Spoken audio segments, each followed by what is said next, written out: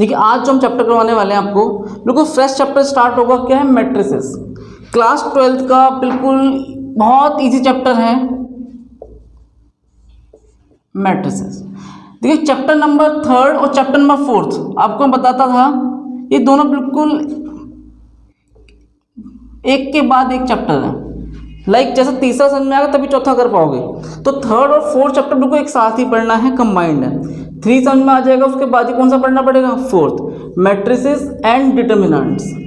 तो दोनों चैप्टर की वेटेज एक साथ बताई गई है और दोनों चैप्टर एक साथ ही पढ़ने हैं। तो सबसे पहले आज जो हम डिस्कस करने वाले क्या पढ़ने वाले हैं? Chapter number 3। तो जो बच्चा यहाँ लाइव देख रहा है और जो बच्चा यूट्यूब पे देख रहा है, बिल्कुल ध्यान दे इस चैप्टर पे। और कोई भी डाउट हो, कोई प्रॉब्लम हो, अपना वीडियो शेयर कर सकता है, कमेंट बता सकता है, कोई भी क्वेश्चन पूछ सकता है। चलिए आपको एक बात करता हूँ, रिया हैज़ 15 नोटबुक। क्या क्वेश्चन क्या है? रिया के पास 15 नोटबुक है। आप ऐसे क्या बोलोगे कि सर इसको आप ऐसे लिख सकते हो, कॉमन सी बात है। अगर मैं ये बोल दूं रिया के पास 15 नोटबुक है और 10 पेन है, तो क्या बोलोगे कि सर इसको आप ऐसे लिख दो, 15 और ये 10 लिख सकते हैं। एक बॉक्स की फॉर्म में कैसे लिखा जा सकता है? 15 नोटबुक है, ये 15 नोटबुक और ये पेन। कोई डाउट मन में? लेकिन अगर बच्चे 3-3 है, रिया भी है, आप में से कोई एक, क्या नाम आपका? रीमा। एक रीमा भी है, एक प्रिया भी है। चलिए अब देखो, मैं बात कर रहा हूँ नोटबुक की और एक बात कर रहा हूँ पेन की। सपोज रिया के पास 10 नोटबुक है, 5 पेन है। रीमा के पास 15 नोटबुक है, 3 पेन है। और प्रिया के पास 2 नोटबुक है और 6 पेन है। अगर मैं इसे एक बॉक्स की फॉर्म बदल दूं, इट इज कॉल्ड मैट्रिक्स। क्या कहलाएगा ये? मैट्रिक्स। और मैट्रिक्स के अंदर ध्यान दो, मैट्रिक्स देखो ये इस तरह की जो बातचीत होती है इसे बोलते हैं रो। फर्स्ट रो, ये कौन सी बेटा? ये फर्स्ट, ये वाली सेकंड रो और ये 3rd रो। और इस तरह हम बात करेंगे। देखो हॉरिजॉन्टल वाली लाइन को रो और वर्टिकल वाली लाइन को कॉलम, ये क्या हो जाएगा? कॉलम। तो मैट्रिक्स होता क्या है? इसने क्या बताना सीखा? Triangular, rectangular form. ये किस तरह की फॉर्म होगी? एक रेक्टेंगुलर फॉर्म होगा। लाइक रेक्टेंगुलर किस तरह का होता है? इस तरह से रेक्टेंगल बनता है। तो यहां पर देखो कितनी रो है? 1 2 3। आप कहोगे कि सर 3 तो रो है। और कॉलम कितने बेटे इसमें? 2 कॉलम, 1 और 2। तो आपने एक बात फील किया, नंबर 1 पे रो को रिप्रेजेंट किया था, नंबर 2 पे कॉलम को रिप्रेजेंट किया था। और ये मैट्रिक्स होता है क्या? एक रेक्टेंगुलर फॉर्म होती है, रेक्टेंगुलर फॉर्म ऑफ प्रेजेंटेशन का। तो किसी के पास हमने कोई भी क्वेश्चन को हमने किस तरह से फॉर्म में चेंज कर दिया? एक बॉक्स में बदल दिया। It is called matrix. तो फटाफट इसे नोट करो, आगे बढ़ते हैं। Order of a matrix. Order of a matrix. Suppose एक मैट्रिक्स लिखा, नंबर में कुछ लिख दो 1 2 5 3। ये कौन सी मैट्रिक्स है? 2 रो और 2 कॉलम, 1 2 2 रो और 2 कॉलम। एक मैट्रिक्स में लिखता हूं यहां पर 0 cos x sin x 1 cos x tan x। तो 1 रो 2 रो 3 रो, कितनी रो है यहाँ पर? 3 रो दिखाई दे रही है। 1 2 3 और कॉलम कितने हैं इसमें? 2 कॉलम्स। तो ये भी हो सकता है, या कुछ भी लाइक 3/3 भी हो सकती है। 3 रो 3 कॉलम भी हो सकते हैं। तो देखो यहाँ पर ऑर्डर क्या है? 2/2 3/3 और ये 3/2 3/3 का। It is called order. क्या बोलेंगे इसको हम? ऑर्डर। और मैं ऑर्डर की जो फॉर्म बताना चाहता हूं, ध्यान दो। A11, ये A11 यहां पे मैंने लिख दिया A12 A13। मैं बिल्कुल अभी क्वेश्चन बताने वाला हूँ। 11 12 13 में तो एग्जाम्पल समझाता हूँ। यहाँ लिखा मैंने, देखो अभी पहली कौन सी रो थी, फर्स्ट रो थी, तो मैंने 1 1। नंबर 1 जो रिप्रेजेंट करेगा वो रो को रिप्रेजेंट करता है, और नंबर जो सेकंड नंबर वो किसको रिप्रेजेंट करेगा, कॉलम को, जो मैंने बताया अभी। 1 1 पहली रो पहला कॉलम, 1 2 पहला रो, 1 3 पहला रो थर्ड कॉलम। यहाँ ध्यान देना, 2 1 सेकेंड रो पहला कॉलम, 2 2 2 3। ऐसे यहाँ बात करूँ 3 1 3 2 और ये 3 3। यहाँ पर आता बेटा m क्रॉस n। m का मतलब है नंबर ऑफ रोज, और n का मतलब क्या, नंबर ऑफ कॉलम। और ये क्या कहलाएंगे इसके सारे के सारे, ये क्या कहलाएंगे इसके एलिमेंट्स कहलाएंगे। A11 A11 A12 13 14 15 कुछ भी हो सकता है सपोज। तो यहाँ पर मैं क्या दिखाया, A11 A12 A13। अगर मैं बात करूँ एक एग्जांपल और देखो, या मैंने एग्जांपल लिया 2 बाई 2 का, तो क्या है यहाँ पर A11 पहली रो पहला कॉलम, A12 देखो 2 रो है केवल, तो एक रो यहाँ बनेगी, होगी रो यहाँ 2 1 और ये 2 2। कोई डाउट मन में यहाँ तक? तो इसे क्या बोलते हैं बेटा, ऑर्डर ऑफ अ मैट्रिक्स। जो ये ऑर्डर है, कितने order, 3 by 2 2 by 2 2 by 3 3 by 3 जो भी है, और इसे क्या कहलाएंगे, सारे एलिमेंट्स है 1 1 1 2 1 3 जो भी होता है, ठीक है। और फॉर्म हमारी किस फॉर्म में होती है, m क्रॉस n। m मतलब नंबर ऑफ रो, n मतलब नंबर ऑफ कॉलम। तो फटाफट से नोट करो। देखिए एक एग्जांपल समझते हैं, ऐसा एक एग्जांपल की तो समझ में आ जाएगा, फील करते हैं। आपको मैं एग्जांपल दे रहा हूँ, उसमें लिखा है कंस्ट्रक्ट 2 बाई 2 मैट्रिक्स। आपको एक 2 बाई 2 मैट्रिक्स बनानी है, ठीक है। और यहाँ पर आपको गिवन क्या है, ए आई जे, और आपके पास ऑर्डर क्या दे रखा है, ए इज इक्वल टू, जो मैट्रिक्स है ए आई जे, और ए आई जे की वैल्यू दे रखी है आई अपॉन में जे। ये आई और जे का मतलब क्या है, देखो आई का मतलब है नंबर ऑफ रो। ये आई सपोज आई रिप्रेजेंट करता है रो को, और जे रिप्रेजेंट करता है कॉलम को। आई क्या है यहाँ पर, रो, और जे क्या है यहाँ पर, कॉलम। अगर आपने कहा कि सर 2 बाई 2 की मैट्रिक्स बननी चाहिए, 2 बाई 2, तो 2 बाई 2 तो मैंने लिख दूंगा यहाँ पर, लिख दिया। क्या मतलब है इसका, 2 रो होनी चाहिए और 2 ही कॉलम होनी चाहिए। आपने कहा 1 1, हमने पहले क्या देखा 1 1 पहला रो पहला कॉलम। आई की जगह 1 रखा और जे की जगह 1 रखा, मतलब रो भी पहले ली और कॉलम भी पहले लिया। पुट करके देखो 1 अपॉन में 1 क्या आ जाएगा बेटा 1। तो इसको इस तरह लिख लोगे, आई ए 1 1 की जगह लिख देंगे 1। आपको लिखना है अब 1 2 पहली रो सेकंड कॉलम, पहली रो सेकंड कॉलम 1 2, तो 1 अपॉन में 2, तो इसका आंसर 1 बाई 2 ही आ जाएगा। कोई डाउट मन में यहाँ तक? अब क्या करना है, 2 1 क्या रखना है इस जगह 2 1, 2 अपॉन में 1, तो क्या आएगा बेटा 2 आ जाएगा। और कॉलम अगला क्या है 2 2, तो 2 अपॉन में 2 कितना आ जाएगा 1।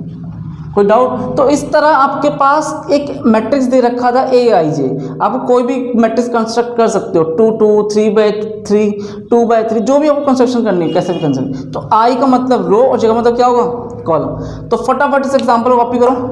क्या पढ़ना है हमें, टाइप ऑफ मैट्रिक्स। तो देखो सबसे पहले नंबर की हम बात करेंगे कॉलम मैट्रिक्स।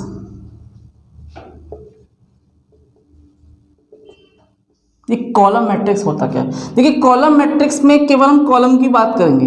किसकी बात करेंगे, कॉलम, क्योंकि सिंगल कॉलम होगा 2 3 5। देखो रो तो 3 है, 1 2 3, लेकिन कॉलम कितने हैं यहाँ पर 1। तो कॉलम मैट्रिक्स में केवल एक कॉलम होगा, रो कुछ भी हो सकता है, रो से फर्क नहीं पड़ने वाला। एक होता है आपका रो मैट्रिक्स,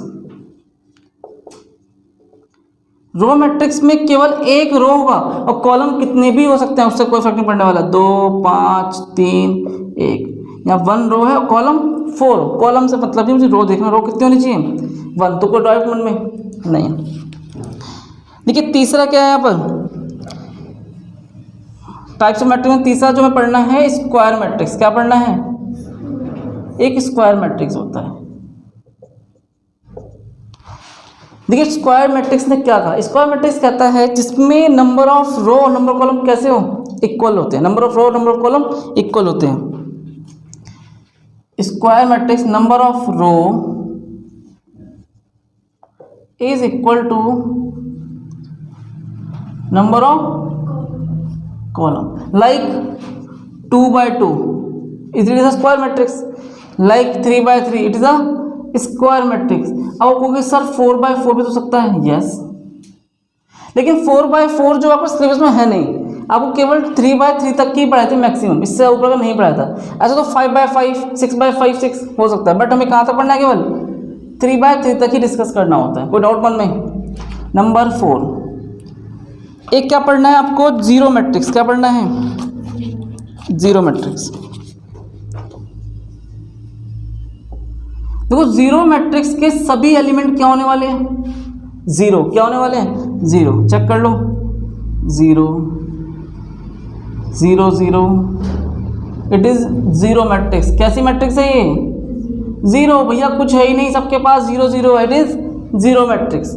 तो आपने अब तक क्या सीखा? कॉलम, रो, स्क्वायर और जीरो। ऐसे फटाफट नोट करो, आगे करते हैं। देखिए अपने पढ़ना है 5th नंबर पे कौन सा matrix? Diagonal matrix.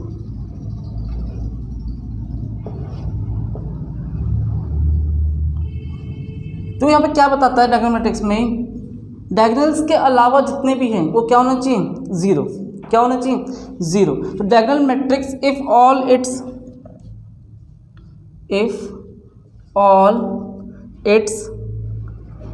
Non diagonal elements are zero. जो भी नॉन डायगोनल एलिमेंट्स होने चाहिए वो क्या होने चाहिए? जीरो। सपोज ये क्या पर डायगोनल है, 1 2 डायगोनल दिया, इसके अलावा क्या होना चाहिए? सारे 0 0 2 1 5, ये डायगोनल्स हो गया। इसके अलावा सब जगह क्या होना चाहिए? 0 0। इट इज कॉल्ड कौन सा मैट्रिक्स कहलाएगा? ये डायगोनल मैट्रिक्स कहलाएगा। देखो डायगोनल ही की वैल्यू होनी चाहिए, लेकिन डायगोनल के अलावा जो भी कुछ हो वो सब क्या होना चाहिए? 0 0 होना चाहिए। कोई डाउट मन में? नंबर 6 एक है स्केलर मैट्रिक्स।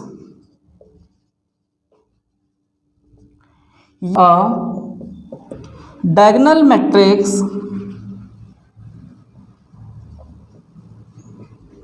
और diagonal matrix is said to be a scalar. हम एक डायगोनल मैट्रिक्स को भी स्केलर कब बोलेंगे? If it's diagonal are equal. Suppose √3 और ये भी क्या है? √3। इसके डायगोनल्स बिल्कुल सेम, बाकी सब क्या होने चाहिए? कोई डाउट मन में? एक डायगोनल मैट्रिक्स को मैं स्क्वायर मैट्रिक्स बोल सकता हूं कब? जब उसके डायगोनल कैसे होंगे? इक्वल होंगे। आपने कहा कि एक और एग्जांपल दो, -1 कोई डाउट मन में? सेम है। 5 5 5 0 0 कुछ भी लिख दो, क्या कौन सा मैट्रिक्स कहलाएगा? ये डायगोनल मैट्रिक्स कहलाएगा। तो एक है डायगोनल मैट्रिक्स और कौन सा मैट्रिक्स कहलाएगा? सॉरी स्केलर मैट्रिक्स कहलाएगा, जिसमें डायगोनल मैट्रिक्स क्या बन जाता है? स्केलर। कब? जब डायगोनल्स उसके इक्वल होंगे। कोई डाउट मन में आता? तो फटाफट 5th और 6th कॉपी करो। Identity matrix.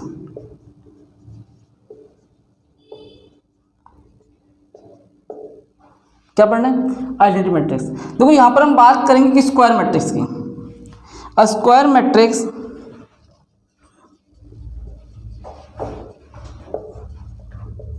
ए, सपोज मैंने क्या लिया? ए, और ये किस फॉर्म में होगा?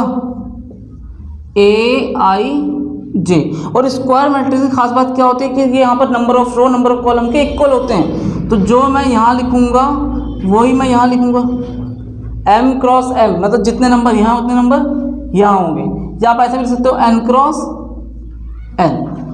कोई डाउट? तो स्क्वायर मैट्रिक्स किस फॉर्म में हो सकती है? 2/2 और 3/3 की मैट्रिक्स हो सकती है। अब यहाँ पर एक क्या कहता है, यहाँ पर बता रहा है वो एक स्क्वायर मैट्रिक्स है जिसमें डायगोनल तो 1 1 होनी चाहिए, लेकिन बाकी सारे एलिमेंट्स क्या होने चाहिए? 0 0। कोई डाउट? डायगोनल 1 हो लेकिन बाकी सारे एलिमेंट क्या हो? 0 0। अब 3/3 की भी देख लेते हैं, 0 0 0 0 0 0। देखो डायगोनल 1 है बेटा, ध्यान देना, डायगोनल 1 होगा और बाकी सारे एलिमेंट्स कैसे होंगे? 0। तो मैं एक लाइन लिखना चाहूंगा इसके बारे में, diagonal R1 and other element is 0। कोई डाउट मन में? तो फटाफट से कॉपी करो।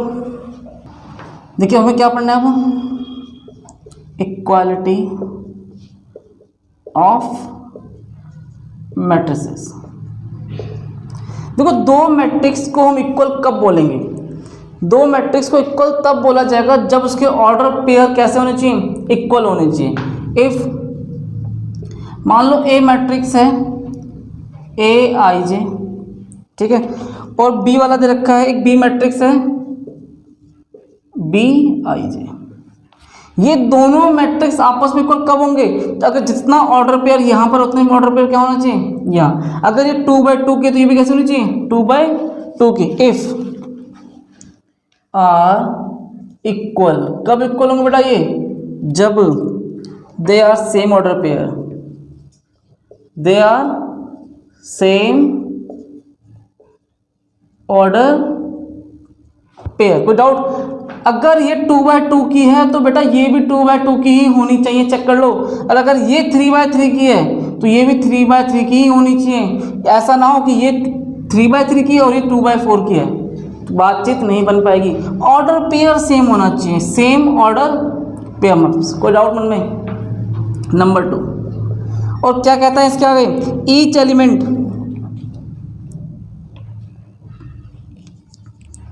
each एलिमेंट ऑफ ए का हर एलिमेंट किसके इक्वल होगा? बी के हर एलिमेंट के एक कोरस्पॉन्डिंग एलिमेंट के। मतलब इसका जो फर्स्ट रो फर्स्ट कॉलम का एलिमेंट इसके फर्स्ट रो फर्स्ट कॉलम के एलिमेंट के बराबर होगा ही होगा। तो मैं क्या लिखने वाला हूं? Each element of A is equal to cross the corresponding element of B। Suppose आपको सर एग्जांपल दिखाता हूं। बेटा मान लो ये x है, ये y है, ये z है और ये w है। कितने रो दिख रहे हैं यहाँ पर? 2 रो है और 2 ही कॉलम है। और यहाँ पर आपके पास एक मैट्रिक्स गिवन है -1 0 1 और 2, ठीक है। ये क्रॉसपॉन्डिंग मतलब क्या है? पहली रो पहला कॉलम x है, यहाँ पर पहली रो पहला कॉलम क्या है बेटा? -1। कोई डाउट मन में? तो x की वैल्यू इक्वल हो जाएगी -1 की। पहली रो सेकंड कॉलम, पहली row second column y equal to क्या हो जाएगा बेटा? 0। ऐसे ही अगर मैं z की बात करना चाहूँ, सेकंड रो पहला कॉलम, सेकंड रो पहला कॉलम इज इक्वल टू 1 और w इज इक्वल टू क्या आ जाएगा? 2। It is called equality of matrix. दोनों इक्वल कब होंगे? जब उनके सेम ऑर्डर पेयर होने चाहिए। क्या होने चाहिए बेटा? If same. और जब ऑर्डर पेयर सेम होंगे तो each element of A is equal to the corresponding element of B. तो फटाफट कोई डाउट मन में किसी को भी नहीं? इसे नोट करो। हमें एडिशन ऑफ मैट्रिक्स जानते हैं। एडिशन, देखो दो मैट्रिक्स गिवन है, उन दो मैट्रिक्स को आप ऐड किस तरह करते हो वो बहुत जानना बहुत ज़रूरी है, ठीक है। दो मैट्रिक्स को जोड़ना अब आपको सीखना है एडिशन ऑफ अ मैट्रिक्स वाले कॉन्सेप्ट में। सपोज ए मैट्रिक्स है m क्रॉस n और ऐसे यहाँ पर बी मैट्रिक्स दे रखा है, ये भी m क्रॉस n, ठीक है। मैं आपको एक बात फील करवा दूं, अगर ये 2/2 की है और ये भी 2/2 की है, मतलब जैसा ऑर्डर पेयर यहाँ है वैसे ही ऑर्डर पेयर यहाँ है, बात समझना। और अगर मैं फील करा दूं ये 3/2 की है, ये भी 3/2 की है, सेम ऑर्डर पेयर है। बातचीत समझना ध्यान से। अगर दो मैट्रिक्स का ऑर्डर पेयर बिल्कुल सेम है, अगर दो मैट्रिक्स का ऑर्डर पेयर बिल्कुल कैसा होना चाहिए बेटा, सेम, तो ही एडिशन पॉसिबल, अदरवाइज एडिशन आप नहीं कर पाओगे। तो एक लाइन में लिखना चाहूंगा यहाँ पर, since A, B are the same order pair, A और बी का सेम ऑर्डर पेयर होना चाहिए, तब जाके then addition is possible, is possible. अगर आपको एक मैट्रिक्स दे रखा है 1 2 3 5, थोड़ा सा और आगे नहीं चले जाओ फील करने के लिए, थोड़ा सा 6 3, और एक बी मैट्रिक्स दे रखा है 0 2 5 3 1 6। सपोज देखो यहाँ पर कितने बेटा, 3 रो है और 2 कॉलम है, 3/2, 3x2 का है ना। यहाँ बताओ 3 रो है और 2 कॉलम है, देखो 3/2 की मैट्रिक्स ये भी है, 3/2 की मैट्रिक्स ये भी है, तो दोनों का एडिशन इज पॉसिबल। क्या होता है, अगर दो मैट्रिक्स का सेम ऑर्डर पेयर हो तो एडिशन क्या होता है, पॉसिबल। A + B, फील करो 1, देखो अब क्या करेंगे, ऐड करते समय सेम एलिमेंट को ऐड करते हैं, sorry corresponding elements are added. एक लाइन लिख दी मैंने, क्रॉसपॉन्डिंग एलिमेंट्स आर एडेड। 1 का क्रॉसपॉन्डिंग क्या है, 0, देखो पहली रो पहला कॉलम, पहली रो पहला कॉलम, तो इसको मैं ऐड कर दूंगा 1 से, वो क्या बन जाएगा 1। 2 का क्रॉसपॉन्डिंग क्या बेटा, 2, 2 + 2 4, ऐसे 3 + 5 क्या हो जाएगा 8, और 5 + 3 8, 6 + 1 7, और 3 + 6 9। कोई डाउट मन में? तो जिस तरह एक एडिशन था उसी तरह भी हम पढ़ने वाले हैं क्या, सब्ट्रैक्शन। एक एग्जांपल देता हूँ आपको करने के लिए, इधर ध्यान देना। ए मैट्रिक्स लिखा मैंने 3x2 और बी का लिख दिया 2x2। क्या A + B पॉसिबल है, चेक कर लो। ये हो ही नहीं सकता, नॉट पॉसिबल, क्योंकि इनके ऑर्डर पेयर सेम है ही नहीं। तो आपको एक ही बात ध्यान देनी है यहाँ पर, सेम ऑर्डर पेयर, अगर ऑर्डर पेयर सेम हुआ तभी एडिशन पॉसिबल होगा, अदरवाइज एडिशन पॉसिबल नहीं हो पाएगा। तो इस पूरे कॉन्सेप्ट में कोई डाउट? अब मैं बिल्कुल इसमें थोड़ा सा मैं चेंज कर दूंगा और फिर क्या लिख दूंगा, सब्ट्रैक्शन।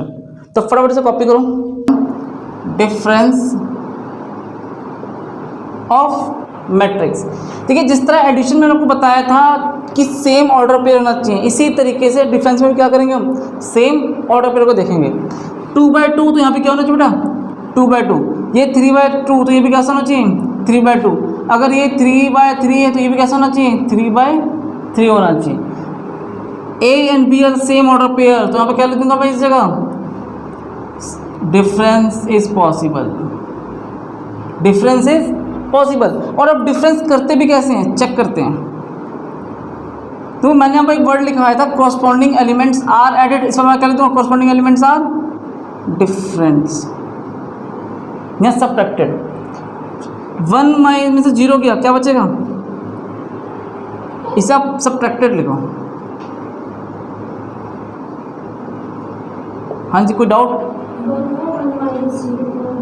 सॉरी, 1 में से 0 गया, क्या बचेगा 1, 2 में से 2 गया 0, 3 में से 5 गया -2, 5 में से 3 गया 2, 6 - 1, 3 - 6 -3। ये भी देखो आंसर किस फॉर्म में होने वाला है, 3 रो और 2 कॉलम। तो ये बहुत ईजी। और अब मैंने आपको एग्जांपल जो दिया है ए और बी का, यहाँ पे लिख देंगे माइनस, तब भी ये माइनस पॉसिबल नहीं हो पाएगा।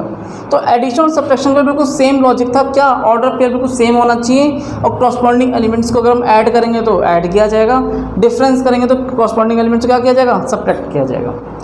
इसे फटाफट नोट करो।